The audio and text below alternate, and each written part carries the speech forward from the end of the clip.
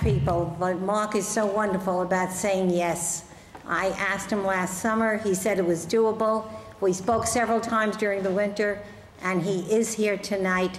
And you know he's a Chautauquan. He's been here for 25 years or more and spends his winters in Washington, D.C. And if you ever visited Washington in past years, he was the attraction at the Shoreham Hotel for more than 20 years or 25 years. And he lives right off the grounds and is very much a part of our lives. And I just heard somebody introduce somebody. Mark Russell really needs very little introduction. He's here right now. Mark?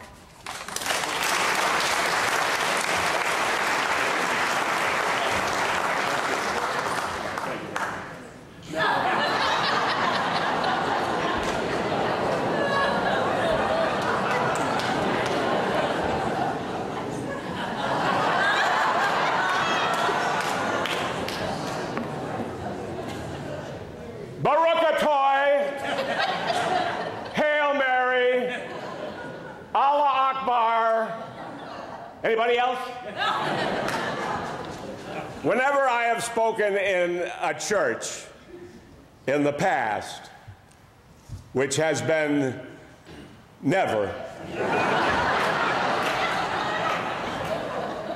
I always thought that I would test the sound system this way, by telling a story of a Catholic priest who left the priesthood, and we don't know why, we don't know these things, only God knows what a man never knew. We don't know, but he left. And he got a job at LaGuardia Airport announcing the flights. And his oratorical skills as a priest never left him, so he would get on the public address system at LaGuardia, and he would say, Trans World Airlines announce immediate departure for Chicago, Denver, and San Francisco.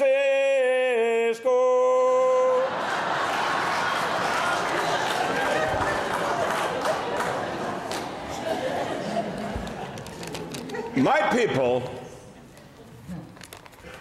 came originally, on my father's side, from the northeastern corner of Poland, which at the time was Russia, but it is now Poland. To this day, it is the least visited part of that wonderful country. The Polish people don't go there. The tourists don't go there. It is a very nondescript corner of Poland, up near the Lithuanian border, and that's where my ancestors on my father's side came from. And it was so cold and so miserable and so bleak that they had a dream to one day go to Buffalo.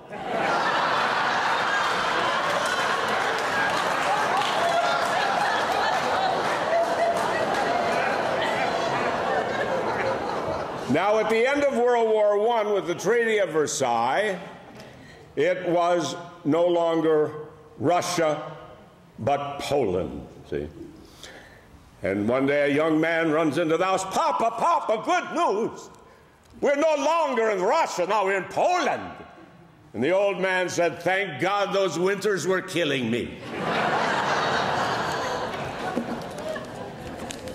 My grandfather, Aaron Russlander, a little over 100 years ago, married an Irish Catholic. Well, the garments were rent, the prayers for the dead were spoken,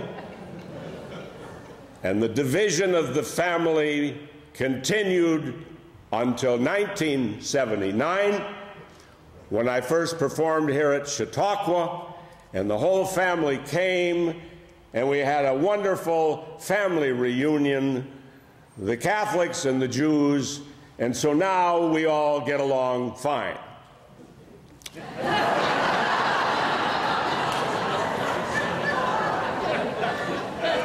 By then, I had married the former Allison Kaplan, who many of you know, and she, from time to time, would instruct me in her faith, which I really didn't know anything about, including, according to her, that the book of Leviticus forbids the playing of football.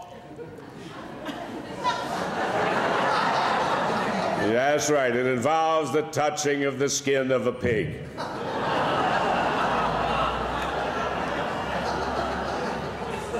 Our two cultures came together in a dramatic fashion about 10 years ago when I was taping a travelogue for public television, and it was a tour of Italy.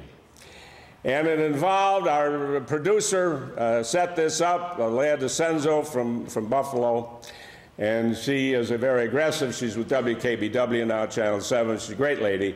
And through persistence, she managed to arrange a quick photo op with Pope John Paul II. And it was very brief. I just shook his hand, and Allie shook his hand, and then we turned and we went back down the aisle, and Allie whispered to me, "Your mother is looking down, smiling. My mother is having a cow."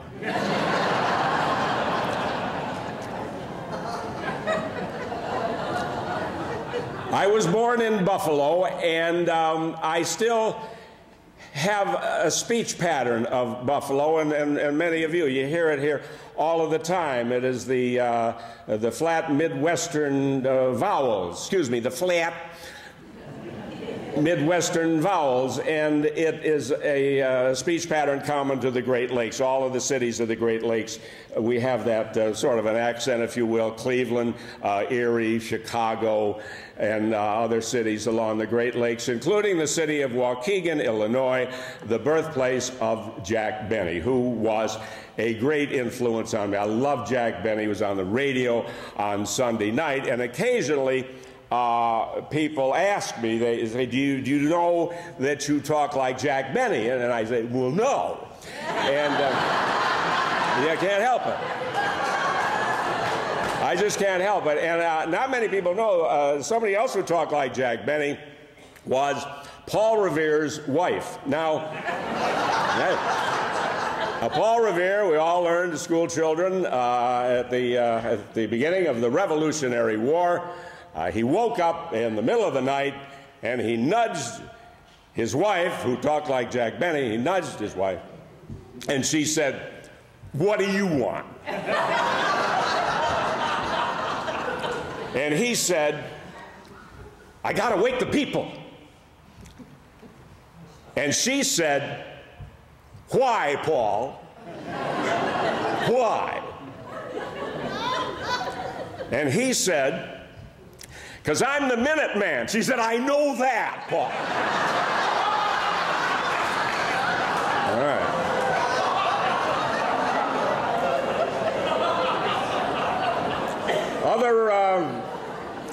Other heroes, early influences, Fred Allen also on Sunday night. He was a little more acerbic, and he was a great satirist. He wasn't as broad as Jack Benny. He didn't have, maybe not quite the audience. He required a little more thought. And my father would say, "This is the guy, you know, forget Bob Hope, you know, forget." It's funny, the older people at that time, they kind of sneered at Bob Hope. He was too bad. There's no Fred Allen. And it was through Fred Allen that I had my initial awareness of politics, the way he would satirize a Southern politician. And he had a cast of characters called Allen's Alley. And one of them was played by the actor Kenny Delmar, and he was Senator Claghorn. And I don't think I had ever even heard a Southern accent yet, and so and Senator Claghorn, I see, a very broad caricature, and so is Fred Allen. Now, I love Bob Hope, see, and I was fortunate. I got to know him. My goodness, Bob Hope, I got to know him pretty well, because he always stayed, whenever he was in Washington, he always stayed at the Shoreham Hotel, where I held forth there, as Shirley said, for many, many years. So one night, Bob Hope came in, And there was a convention there, a bunch of guys, and they'd been drinking a lot, and they were all over Hope and everything. And a guy comes up and he says, Bob, he says, I saw you in Sicily in 1943. I was sitting off the side of the stage on a truck there. And Hope says, yeah, you didn't wear glasses then, did you? So Hope comes up to me one time, he says, I got a joke for you. He said, I can't use it. He said, my guys wrote this for me. It's a great joke, but I can't use it. It's just not, I wouldn't feel right doing it, but you can use it. I said, what's the joke? He said, well, you know, Henry Kissinger is over in Paris now. It's at the end of the Vietnam War, and he's holding peace talks with the North Vietnamese to try and get out of this mess. I said, yeah, I know. So then you say, when's the last time you ever heard of a German ending a war?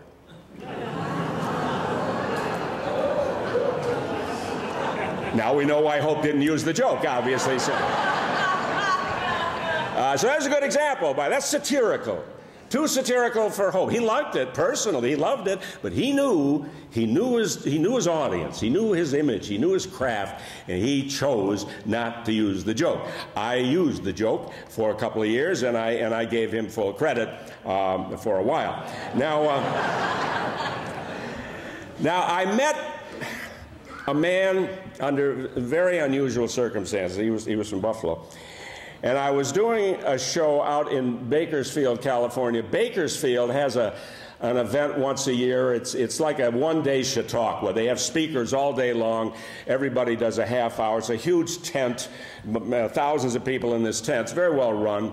And they have people from all walks of life. Yeah, they have comedians, but they also have politicians. They have maybe one or two former presidents, a couple of Nobel Prize winners, a whole eclectic mix of this.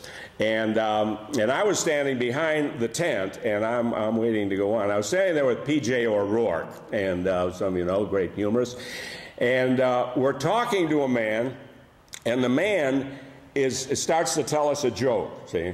And the man was wearing a cowboy suit, and he was about 80 years old, and not a real, it's sort of like a children's cowboy suit, a little tin badge, you know, and he had a funny voice. Tell her this joke, see? And it was the most disgustingly filthy, raunchy, X-rated joke you could ever imagine. And O'Rourke and I are laughing our heads off. We're screaming to the point where Barbara Walters was speaking in the tent at the time, and they could hear us making all this racket, and the stage manager comes running back out. He says, you guys are disrupting Barbara Walters. Hold it down, hold it down. Now, we were laughing not at the joke. We were laughing at the ludicrous scene of this adult in a children's cowboy suit with a funny voice, and he's telling this disgusting joke.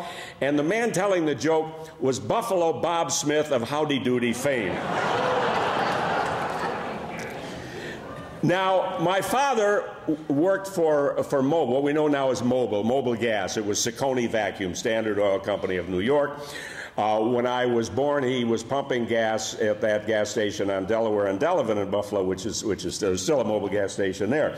He had one in Jamestown. We lived in Jamestown for 1 year, and he had at Main and 6th, and there's still it's not a Mobil gas station, but there's a station and a convenience store there at Main and 6th. And I went to the Love School at the bottom of the 8th Street Hill. That's where the statue of Justice Robert H. Jackson is. I wanted to make sure that Greg Peterson knew that I said that. And so we moved to Washington, and after I graduated from Canisius High School, and 169th in a class of 110, by the way. And so my father opened a Mobil gas station in Alexandria, Virginia, down on the old Route 1, and that was quite an experience because that was Route 1. I mean, there was no I-95, and then we got all the travelers and all of I met my first gypsies. They'd come in these Airstream trailers, and my father said, you know, watch these people, and you know, they'll steal everything.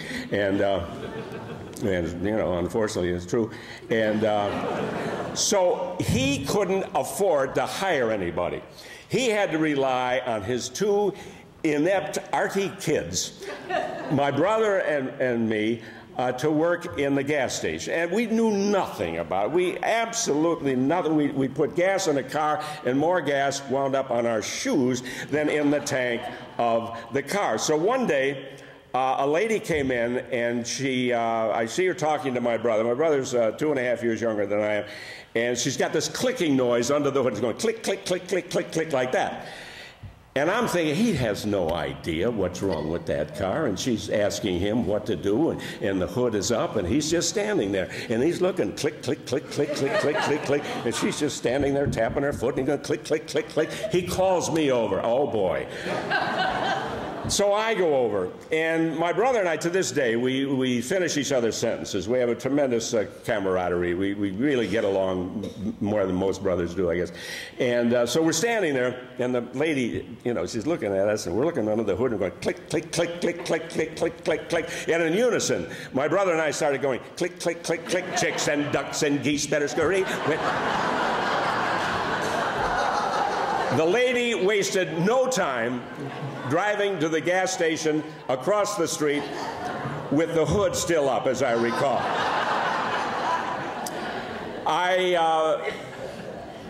The Korean War was going on, and I was drafted into the Army, and before I was due to show up for the draft, I joined the Marine Corps. And the reason I joined the Marine Corps, I saw the movie What Price Glory with James Cagney and Dan Daly.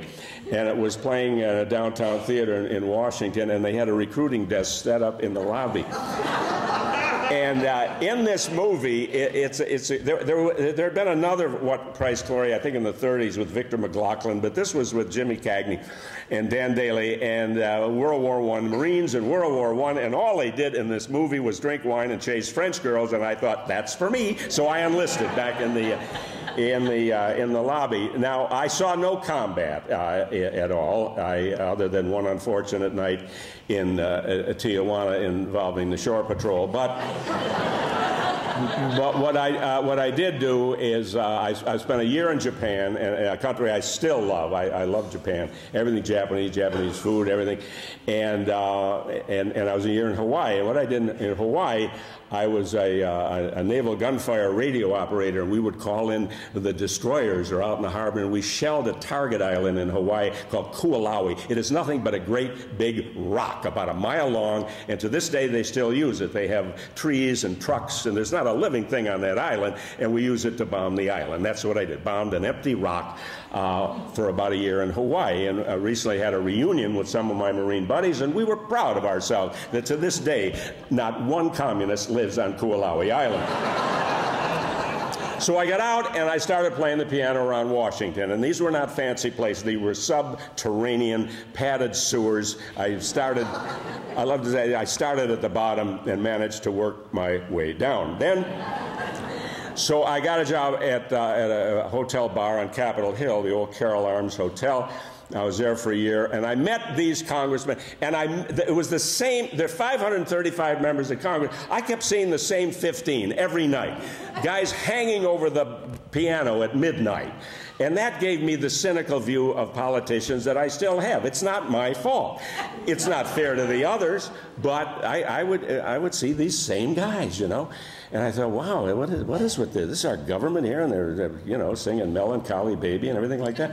And then I went across town to the Shoreham Hotel, as I mentioned, and there are two events that stand out of my mind from the Shoreham. Number one was the bomb scare. Looking back on the bomb scare, it was during the Vietnam War. There were a lot of bomb scares in Washington, D.C.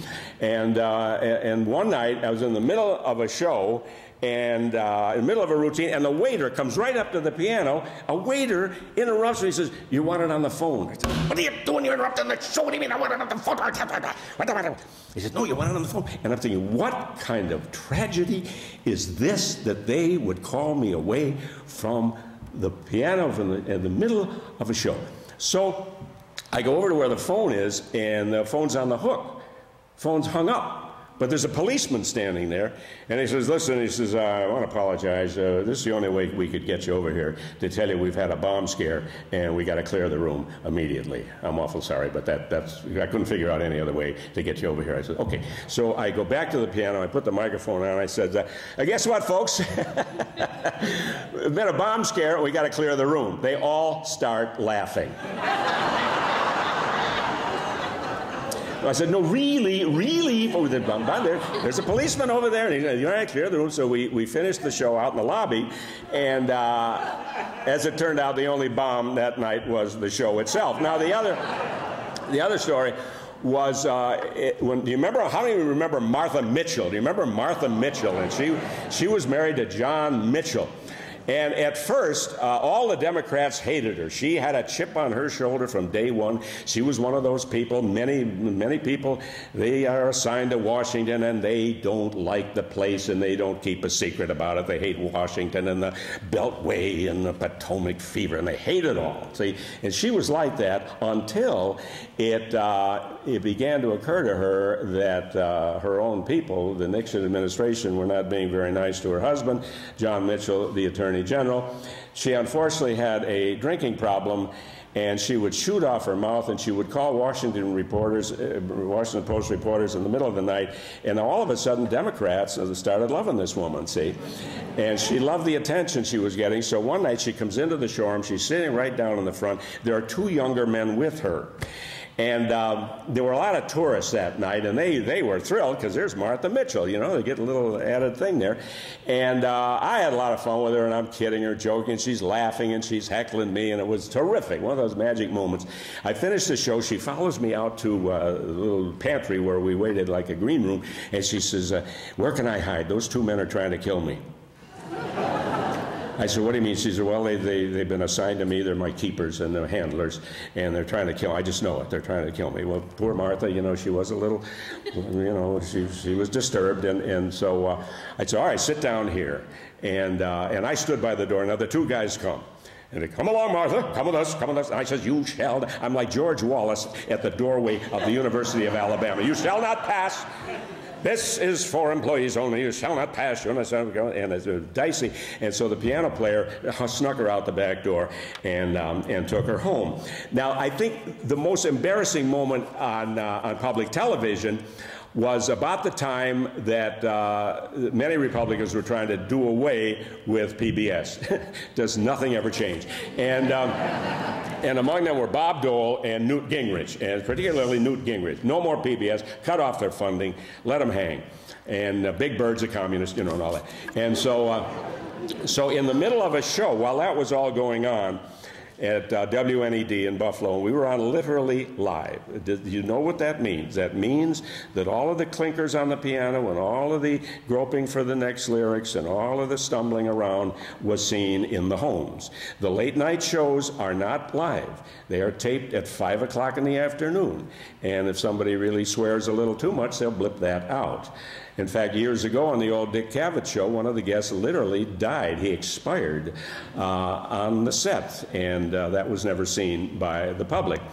But so while this is going on, we lost power in the studio. Lost power. The viewers at home had nothing but a blank screen. The people in the studio, total darkness.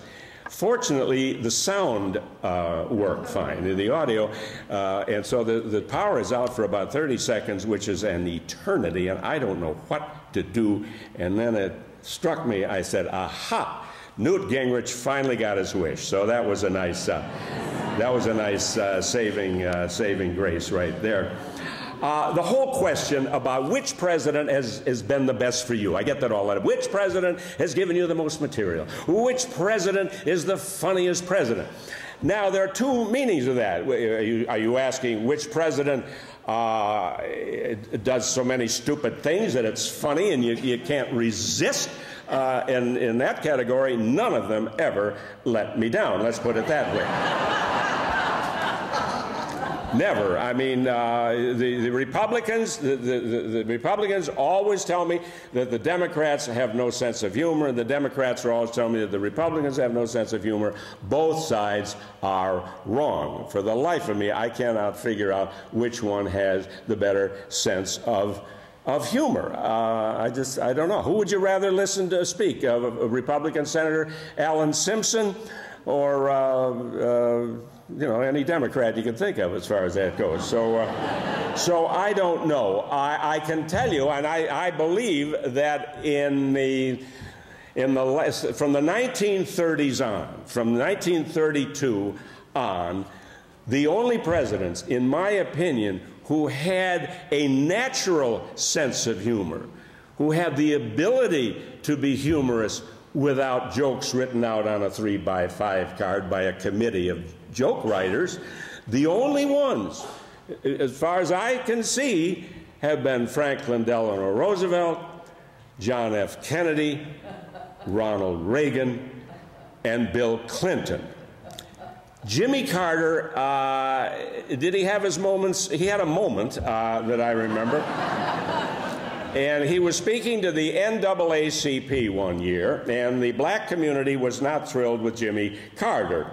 And it didn't help matters that evening when he showed up 45 minutes late. And they were in a foul mood, sitting there in this ballroom. The dishes had long been cleared, and President Carter has yet to show up. And so you can imagine. And he finally walks into the ballroom, and he's introduced, and he walks up to the podium with a smattering of applause. And he says, "I apologize for being late. 45 minutes ago, I ran into Alex Haley, the author of Roots, out in the lobby, and I asked him how the family was."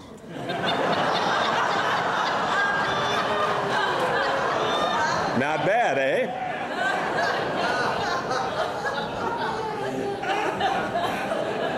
Bill Clinton was in a tighter spot one night at a gridiron dinner, and it was in the worst moment of the Monica Lewinsky scandal.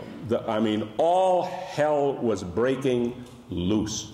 And we were sitting there, well, what in the world is Clinton? Why did Clinton even bother showing up to this thing where you're supposed to be humorous? Why did he bother?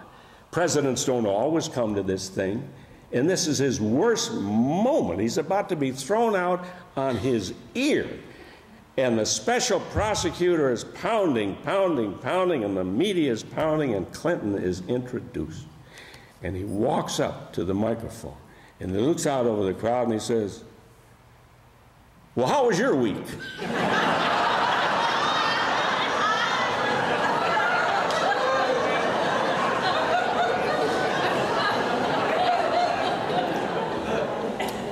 In February of 2003, which was a month before the Iraqi war started, I was at a dinner, they call it the Alfalfa Club, it's kind of like the Gridiron, and President Bush was at the head table.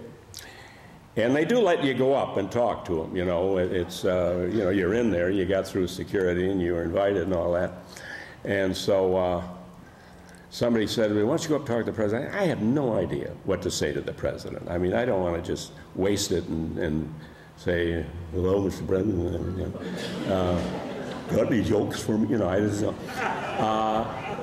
Now, mind you, it was a month before the war started. We already had opposition. We had those countries lined up against us, including Germany and France.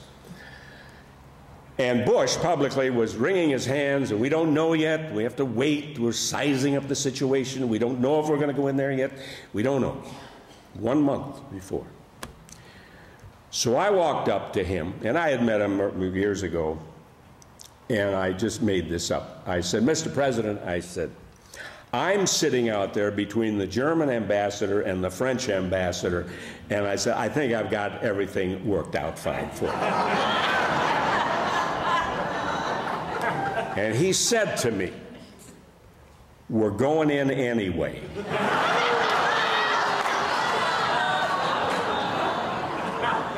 So I knew, and that is a true story, and I just, nobody believes me, but people who decide to run for public office have the chutzpah, the gumption that normal people do not have. And I'll give you an example. I was out in Albuquerque, New Mexico a few years ago, and the lieutenant governor of New Mexico was there. And I knew nothing about the man. And before I spoke, he came up to me, he says, "You going to say anything about me tonight? You going to talk about me?" And I said, "No, I frankly don't know anything about you. I know you're a lieutenant governor, but that's all I know about you." He said, "Well, a couple of months ago, I got drunk and I drove my car through a house."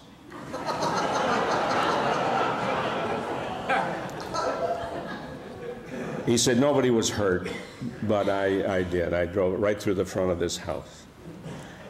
I said, "Well, it would be kind of contrived if I said something about that. It's a frightening story. Thank goodness nobody was hurt. And frankly, I'm surprised you're even telling me about this." And he said, "Well, I just thought you might want to work it in,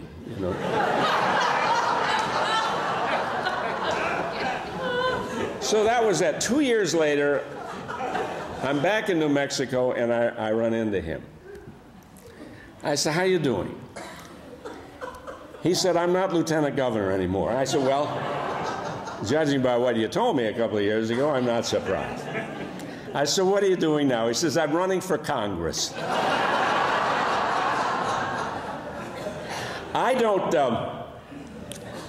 I don't do impressions at all. One of the problems I have, I'll do one for you. I do Jack Benny, that's it, and I do one other. And one of the problems that I have, and a lot of performers do, is appealing to members of the audience who are not in their generation. You may be surprised to know that I don't have an awful lot of 16-year-olds. I mean, I do have a few, and they are brilliant young people. But there's a generational problem. For example, I'm still doing a job. I did it at the amphitheater last year. It went over great. It did no problems at all with it. But once in a while, if the audience is a little younger than you are, it'd be a problem. For example, I was talking about the September 11th commission that they put together. They had hearings last year on the commission, and that was the commission where both President Bush and Vice President Cheney appeared together. They insisted that they appeared together for the same reason that Edgar Bergen and Charlie McCarthy always appeared together.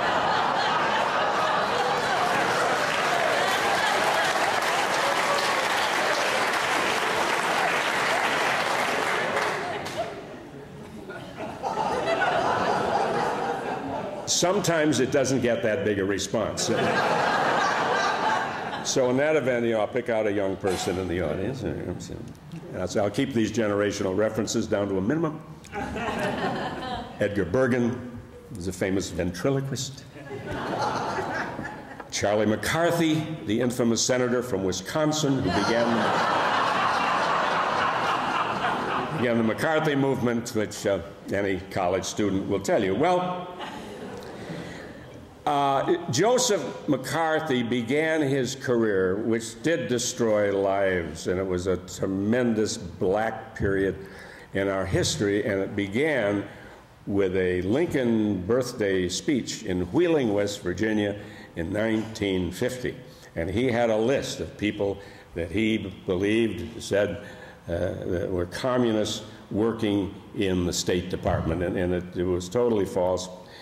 And he was lying in his teeth, but he had this list. And that was the beginning. Now, a few years ago, I was in that hotel doing a show. It was for the Chamber of Commerce or whatever it was, and there were a couple of people who had been there that night in 1950. I said, "Really?" He said, "Yeah." And they said, looking back on it, he sort of acted as if he didn't have a prepared speech. That he was even thinking of going right to questions. See? And so I visualize it this way. There he is that night, Joseph McCarthy. And he says, My friends, I can do one of two things here tonight. I can destroy several hundred lives by producing a list of communists in the State Department, or I can go right to your questions. Nobody had any questions, so the rest was history. So I'll be happy to go to any of your questions right now. Thank you. Thank you.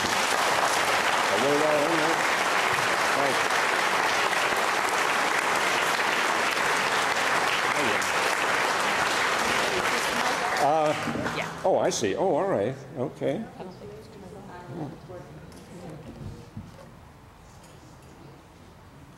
Meanwhile, you just stand up, shout one out. Well, the Bush administration says, Mr. Russell, that we're at war. What happens to humor when we're at war? Well, it always was there during other wars. We need it. The easy way is to make fun of the enemy.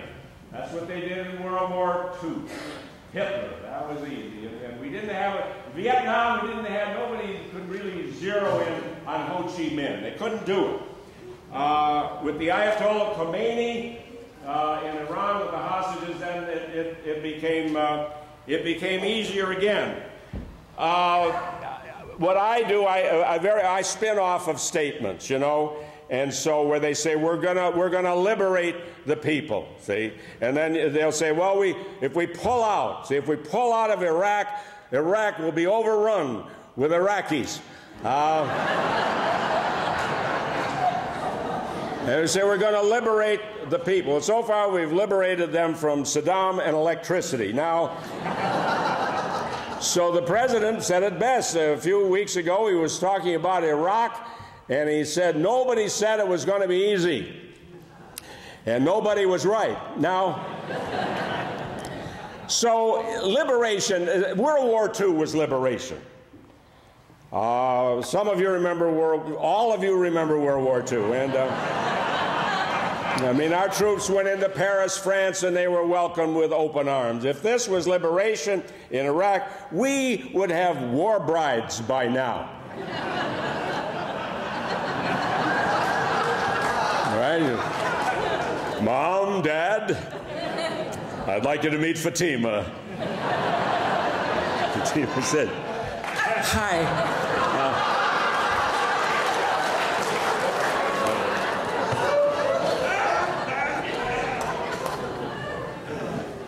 Do you think that President Bush will ever learn to pronounce nuclear?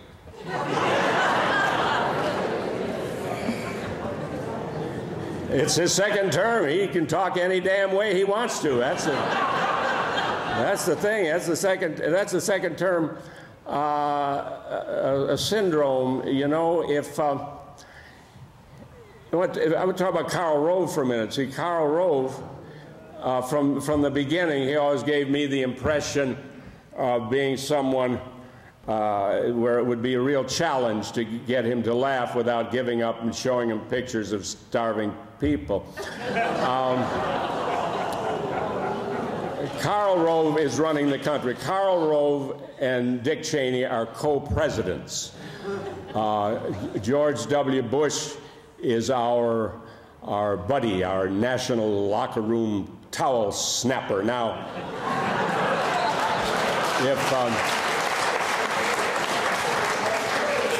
if you say if you think that's unfair, would you not agree that if George W. Bush was a Democrat, the Republicans would think he was a moron?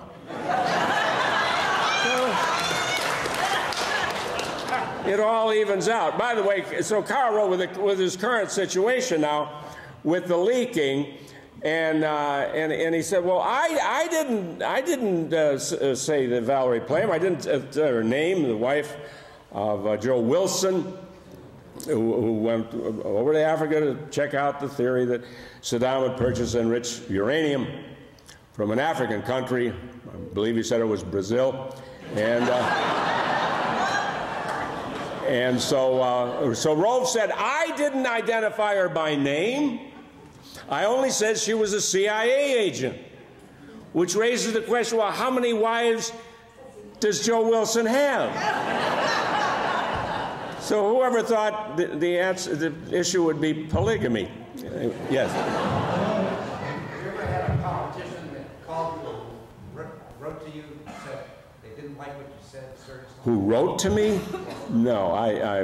What I would love. See, I can look back now, and I can say that I haven't offended enough of them.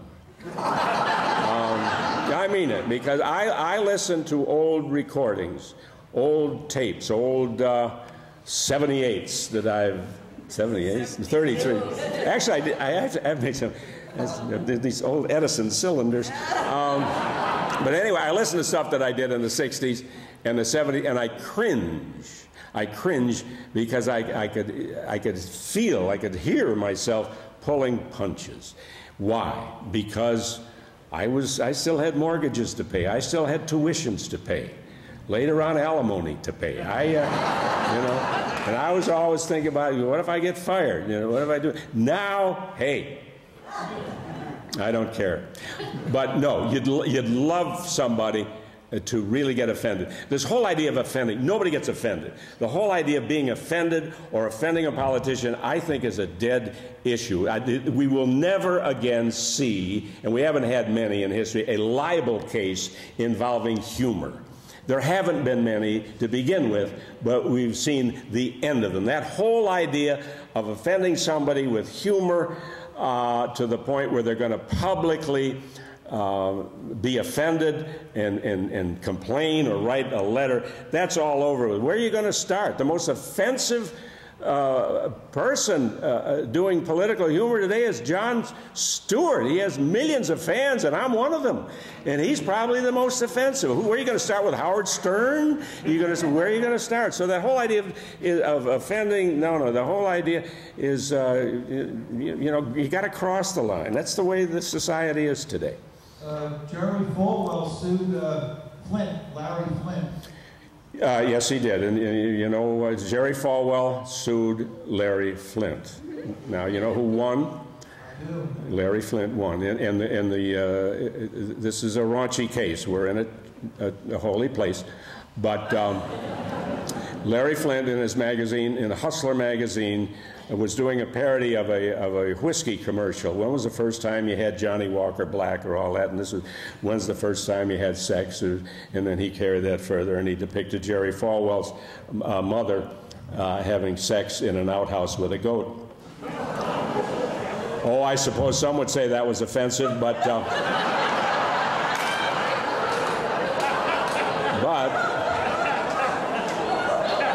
the record will show that the court unanimously, 9-0, voted in favor of Larry Flint. Yes, sir. What ended Fred Allen's career? I beg your pardon? What caused the end of Fred Allen's? Well, what caused the end of Fred Allen's career? He didn't take to television. Somehow it didn't work on television. There were a number of great old radio shows that never made the transition. Fibber McGee and Molly, you know, they couldn't have this junk falling out of the closet and all that. Fibber McGee had this closet. It was right around the time of Edgar Bergen and Charlie Mccarthy. But anyway, so Fred Allen wrote a book at the time about his, which is the very thing you're asking, and the name of the book was Treadmill to Oblivion. And he never made it on television. He was on What's My Line? He was on those shows, Who Do You Trust and all that, just as a panelist, very acerbic, along with Henry Morgan. And then he died in 1957, and so that's what happened. He didn't make it on television. Yeah, yes. Is there some fertile ground with our Supreme Court, and specifically Justice Rehnquist and his lack of decision to step down? Well, when the excitement was going on with Sandra Day O'Connor, that sort of caught us by surprise, and I thought, gee, if Rehnquist dies now, nobody's going to notice. The nominee, John Roberts, I think he's going to make it. We know John Roberts is not a politician. Why? Because he has taken both sides on Roe versus Wade, but not at the same time. Because you've heard people say for years, that's what they say. You pro-choice? Yes, I am. How about pro-life? You bet. So John Roberts, as it comes out, on two different occasions, he took differing views on Roe v. Wade. But unlike Lady Justice, he did it without a blindfold. Now, the Democrats they're digging, right? Digging every day. They got to go through my colleague Mark Shields said the other day that he thinks every single Democrat is going to vote for John Roberts. He thinks it's going to be a unanimous vote in the Senate.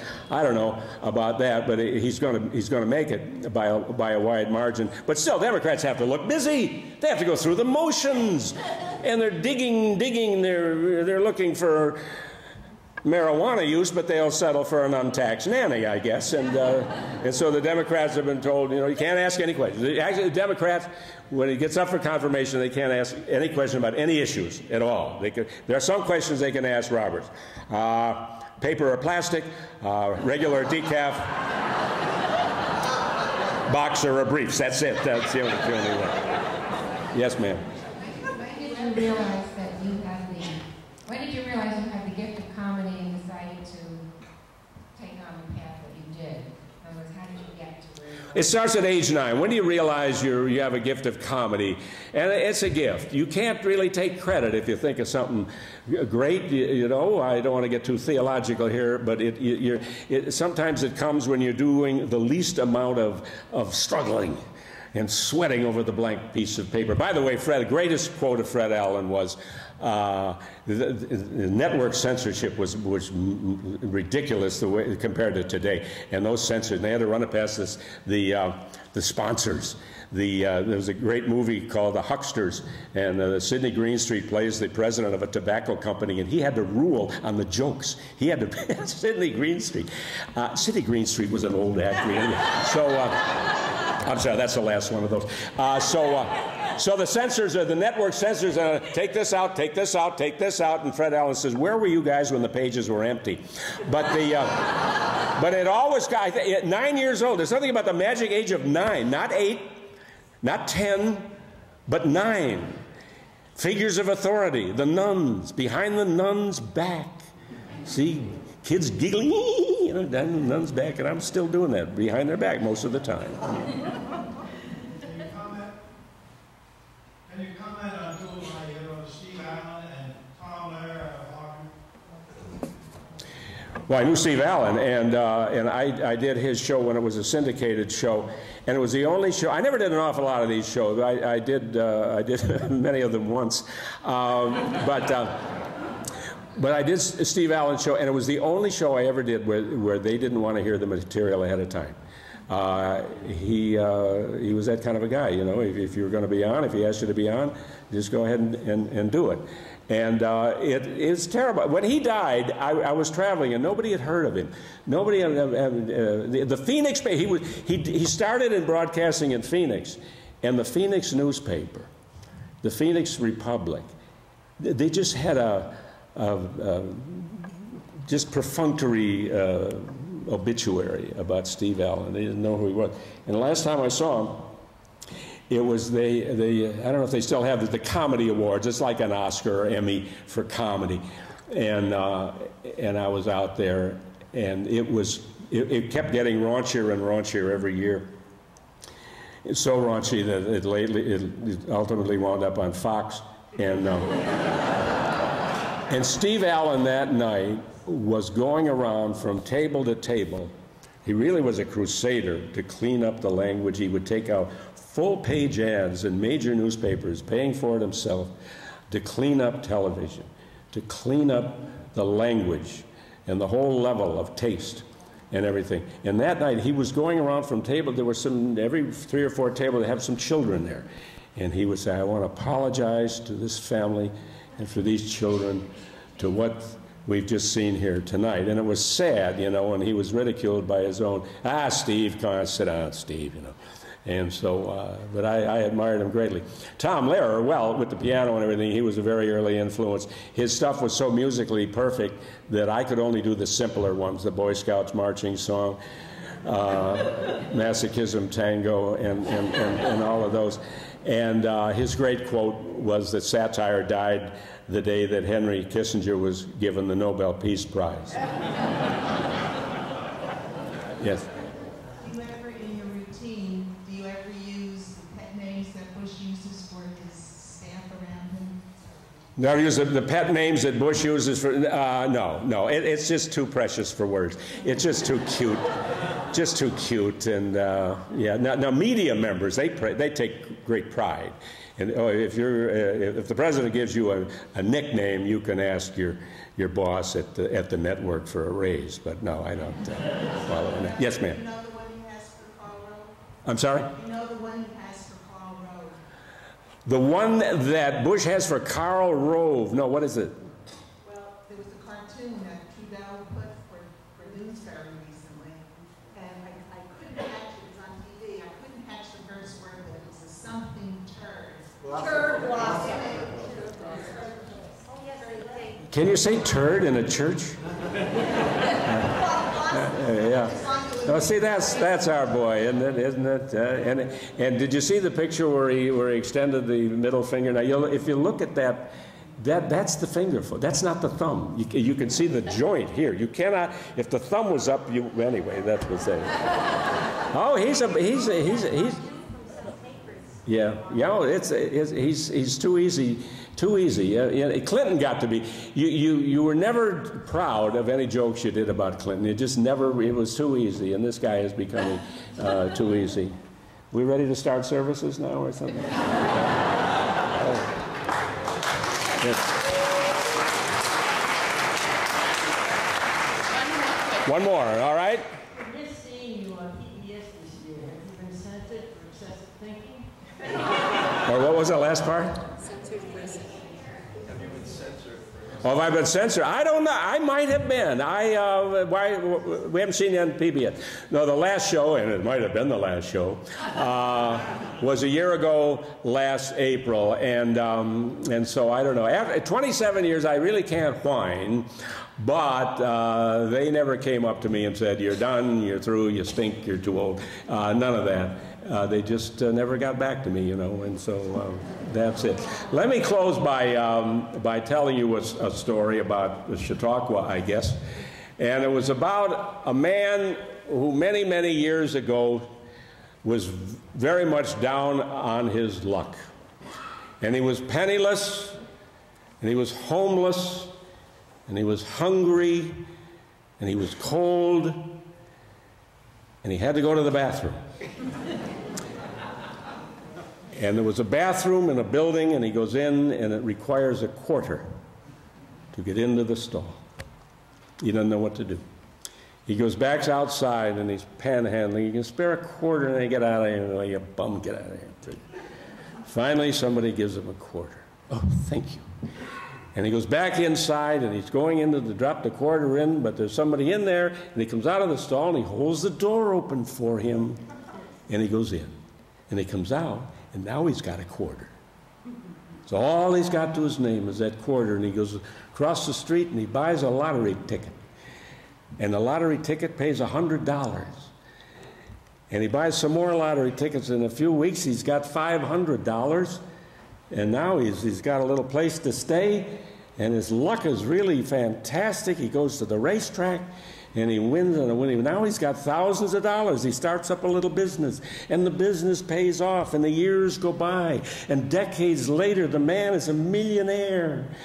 And a few more years later, and he's a multi-millionaire, and he retires a very wealthy man, and he goes out making speeches about what a wonderful country this is, where you can start at the bottom, and by the grace of God and luck, you can get up there and make a fortune. And now I'm dedicating the rest of my life to doing this. And he would always make that speech around the world and around the United States, and he would always end his speech by saying, if I could find that man If I could find that man that turned my life around, I would give him $1 million. I would be eternally grateful. And he never had any no takers.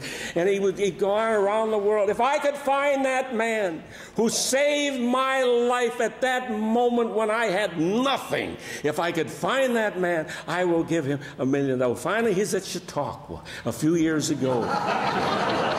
And he's in the amphitheater, and of course he's very famous, and the amphitheater is packed. And he finishes up, if I could find that man who turned my life around, I will thank him for the rest of my life. And from way up in the bleachers, a guy yells out, says, I'm the guy who gave you the quarter. He says, no, not you, the guy who held the door open. Thank you very much. Thank you. Thank you.